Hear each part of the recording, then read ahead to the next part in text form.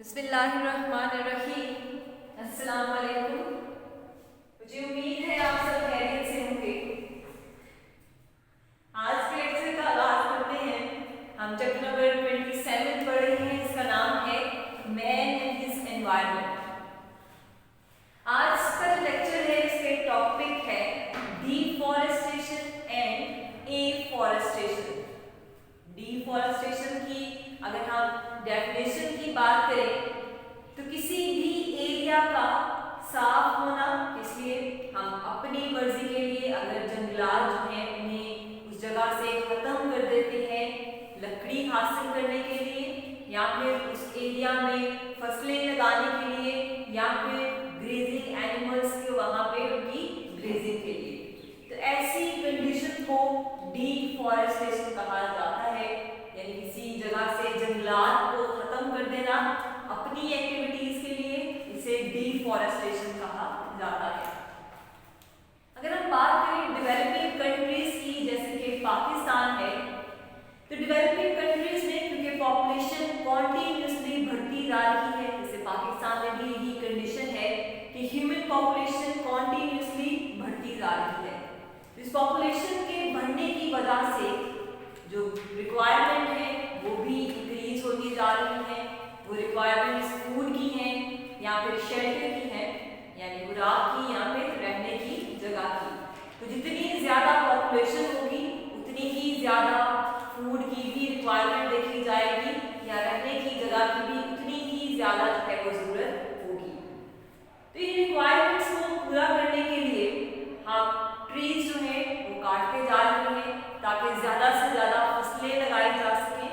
उसके अलावा लकड़ी हासिल की जा सके ताकि उन लकड़ी से घरों को तैयार किया जा सके। इस तरह से अगर जंगलात को काटते ही जाएंगे तो एक कंडीशन हमारे पास आ जाएगी कि जो सॉइल है उसमें रेन वाटर जो है वो ज्यादा तेजी से नीचे आएगा। यानी लीव्स जो है दरख्तों के, अगर किसी जगह पर जंगलात है तो जंगलात वाली जगह पर बारिशें भी ज्यादा देखी जाती हैं, तो बारिशों का पानी डायरेक्ट जमीन पर नहीं आता क्योंकि लीव से टकराने की वजह से एक रेसिस्टेंस जो है उनके रास्ते में आ जाती है। इसकी वजह से वो सॉइल में पानी जो है स्लो स्पीड पर आता है, उसमें अब्सॉर्ब भी हो जाता है।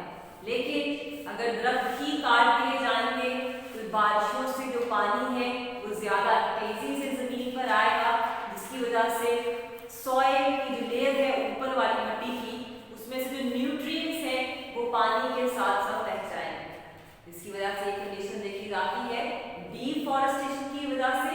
यानी जब हम जंगलात काट देते हैं तो बारिशों का पानी ज्यादा तेजी से जमीन पर आएगा क्योंकि लीव्स नहीं होंगे, रेसिस्टेंस नहीं होगी, और इस ज्यादा तेज पानी की वजह से जो न्यूट्रिएंट्स हैं सॉइल की जो मिट्टी की लेयर है वो पानी के साथ जो है वो बह जाएगी और स्ट्रीम्स में या फिर रिवर्स में जाके इकट्ठी होती जाएगी। उसके अलावा डिफॉरेस्टेशन की वजह से जंगलात जो हैं वो खत्म होते जा रही हैं, जमीन जो है वो बंजर होती जा रही है। जंगलात खत्म हो जाएंगे, दरख्त खत्म हो जाएंगे किसी जगह से, तो जमीन जो है वो बंजर जमीन में जो है कन्वर्ट होती जा रही है। आजकल हम बहुत सी इन्वायरमेंटल प्रॉब्लम्स जो है वो फेस कर रहे हैं, जैसे कि एयर पोल्यूशन की कंडीशन जो है वो देखी जाती है। जिन जगहों पे दरख्त ज्यादा पाए जाते हैं वहां पे एटमॉस्फेयर हवा भी जो है वो साफ देखी जाती है एज कंपेयर टू डिफॉरेस्टेड एरियाज, यानी जहां से जंगलात काट दिए जाते हैं। तो ये जो इन्वायरमेंटल पोल्यूशन की कंडीशन है इसे भी दरख्त लगाकर जो है कंट्रोल किया जा सकता है। यानी प्लांटेशन जो है इस पे एक वाहिद सोल्यूशन है जिसके थ्रू हम एनवायरनमेंट को साफ बना सकते हैं। उसके अलावा हमारी दूसरी एक्टिविटीज की वजह से जो हमारे एटमॉस्फेयर है उसमें कार्बन की कंसंट्रेशन भी इफेक्ट हुई है। उसके अलावा टेम्परेट या फिर ट्रॉपिकल एरियाज जो हैं वहां से जंगलात बहुत तेजी से काटे जा रहे हैं, खत्म किए जा रहे हैं। टेम्परेट और ट्रॉपिकल एरियाज में जब जंगलात खत्म हो जाएंगे तो वेदर की डिस्प्लेसमेंट भी देखी जाएगी कि वेदर जो है इन एरियाज में वो चेंज होता जाएगा। दरख्त काटने की वजह से फोटोसिंथेसिस का रिएक्शन भी कम होगा। जितनी कम फोटोसिंथेसिस होगी उतनी ही कम ऑक्सीजन बनेगी। ऑक्सीजन जो कि बाकी जितने भी लिविंग ऑर्गेनिजम्स हैं, एनिमल्स हैं या ह्यूमंस हैं, उसी ऑक्सीजन के जरिए सर्वाइव कर रहे हैं। अगर दरख्त सभी काट दिए जाएंगे, फोटोसिंथेसिस नहीं होगी, तो ऑक्सीजन भी कम बनेगी। ऑक्सीजन कम बनने के साथ साथ हमारे एनवायरनमेंट में जो कार्बन डाइऑक्साइड रिलीज हो रही है, प्लांट्स उस कार्बन डाइऑक्साइड को यूज करते हैं अपनी रिएक्शन के लिए, फोटोसिंथेसिस के लिए। जब वो कार्बन डाइऑक्साइड रिमूव नहीं होगी तो वो एटमॉस्फेयर में ही इकट्ठी होती जाएगी। जबकि प्लांट्स जो है उस कार्बन डाइऑक्साइड को जब इस्तेमाल करते हैं तो उसे अपनी वुड में, लकड़ी में जो है वो स्टोर कर लेते हैं ग्लूकोज की फॉर्म में। क्योंकि हम बात कर रहे हैं डिफॉरेस्टेशन की, तो अगर किसी जगह से जंगलात जो हैं वो काट दिए जाते हैं, लेकिन दोबारा उसी जगह पर जंगलात लगाए जाएं, तो इस कंडीशन को एफॉरेस्टेशन कहा जाता है या फिर रीफॉरेस्टेशन कहा जाता है कि जंगलात का दोबारा लगाना, उसे रीफॉरेस्टेशन या एफॉरेस्टेशन कहा जाता है। अब इन दोनों टर्म्स में डिफरेंस क्या है? अगर हम बात करें रीफॉरेस्टेशन की, तो पहले जिस जगह से जंगलात खत्म कर दिए गए थे, काट दिए गए थे, उसी जगह पर दोबारा से दरख्त लगाना, जंगलात लगाना, उसे रीफॉरेस्टेशन कहा जाता है।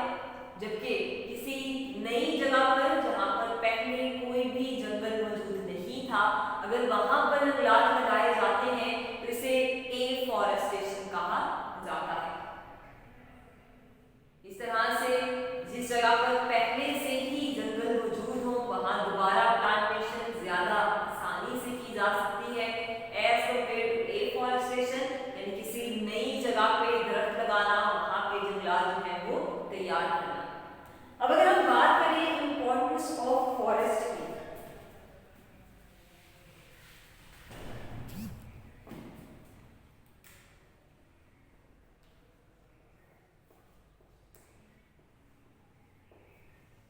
Importance of forest,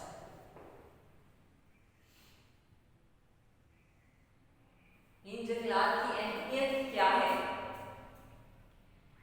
human environment के लिए जंगलात जो है बहुत ही अहमियत रखते हैं। ना सिर्फ ये प्रोटेक्शन प्रोवाइड करते हैं बहुत सी एनिमल स्पीशीज को, उसके अलावा इंसानों को भी जो है ये प्रोटेक्शन प्रोवाइड करते हैं। दरख्तों पे लगने वाले फ्रूट्स जो है as a source of food जो है इस्तेमाल किए जाते हैं।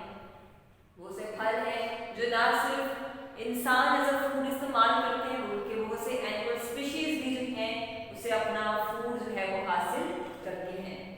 सबसे फर्स्ट पॉइंट प्रोटेक्शन प्रोवाइड करते हैं। सेकेंड पॉइंट प्लांट्स जो है फूड प्रोवाइड करते हैं।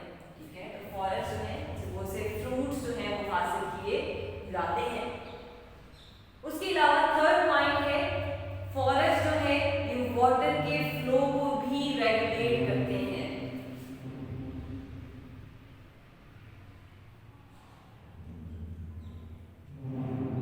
वाटर के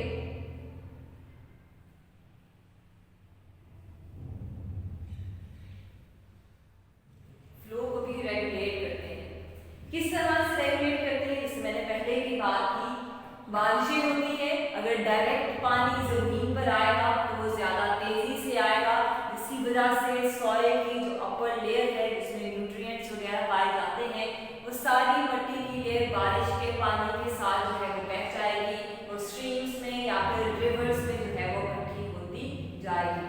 लेकिन क्योंकि अगर ट्रीज जो है किसी जगह पे पाए जाएंगे तो बारिशों का पानी जो है वो डायरेक्टली जमीन पर नहीं आएगा, बल्कि लीव्स जो है उसके लिए एक रेजिस्टेंस है वो प्रोड्यूस कर देते हैं, उसकी स्पीड को कम कर देते हैं। स्पीड कम होगी, बारिश का पानी स्लो जमीन पे आएगा, तो उससे सॉइल की जो अपर लेयर है वो भी उसके साथ जो है वो रिमूव नहीं होगी, यानी सॉइल एरोजन से जो है वो बचाते हैं प्लांट्स या फॉरेस्ट जो है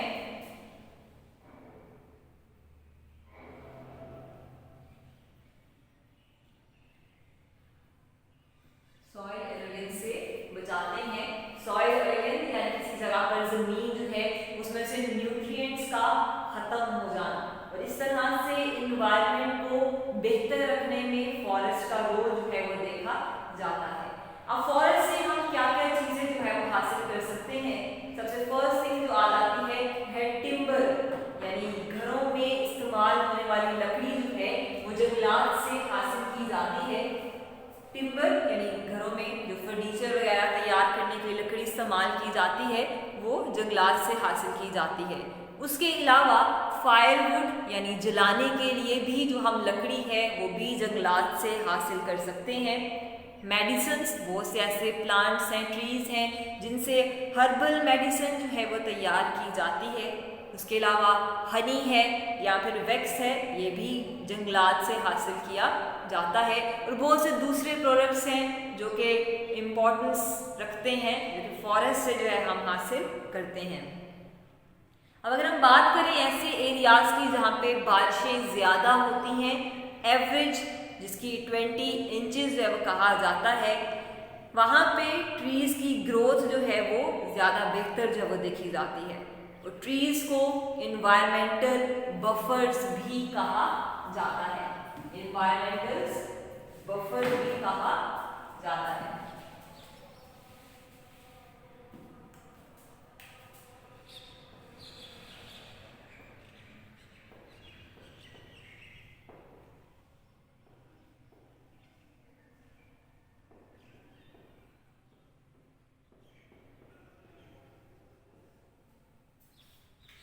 इसको इन्वायरमेंटल बफर्स कहा जाता है। अब इन्वायरमेंटल बफर्स क्यों कहा जाता है? क्योंकि ट्रीज जो है ये वाटर के फ्लो को रेगुलेट करते हैं, यानी जो बारिशें हो रही हैं उसका पानी डायरेक्ट ज़मीन पर नहीं आने देते। इनके लीव्स जो हैं उसमें रेसिस्टेंस जो है प्रोड्यूस करते हैं ताकि पानी जो है वो स्लोली ज़मीन पर आए, और इसकी वजह से ज़मीन की जो अपर लेयर है, सॉइल है, वो रिमूव ना हो, सॉइल एरोजन की कंडीशन भी ना देखी जाए।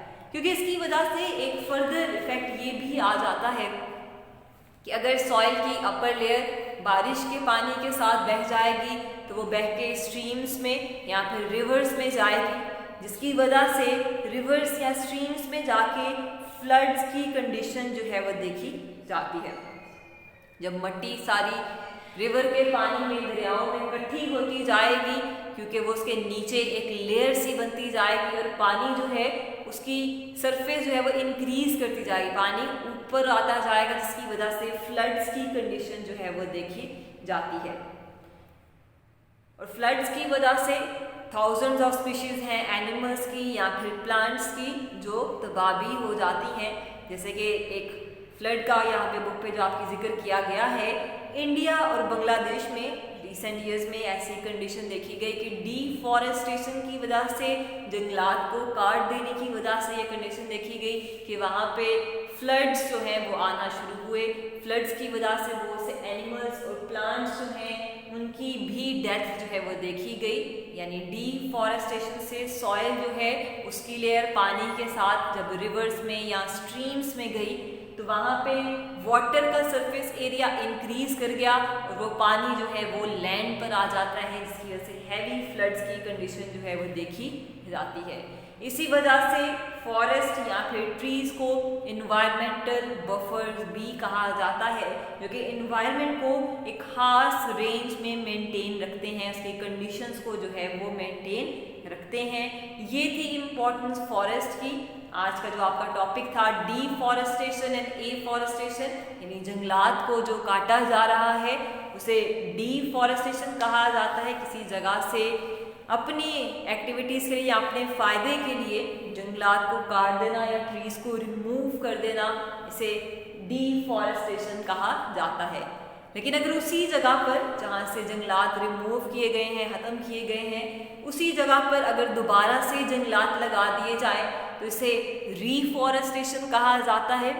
एक जो आपने फर्दर टर्म पढ़ी एफॉरेस्टेशन की, अगर किसी नई जगह पर जंगलात लगाए जाते हैं जहाँ पर पहले जंगलात मौजूद नहीं थे तो इसे एफॉरेस्टेशन कहा जाता है।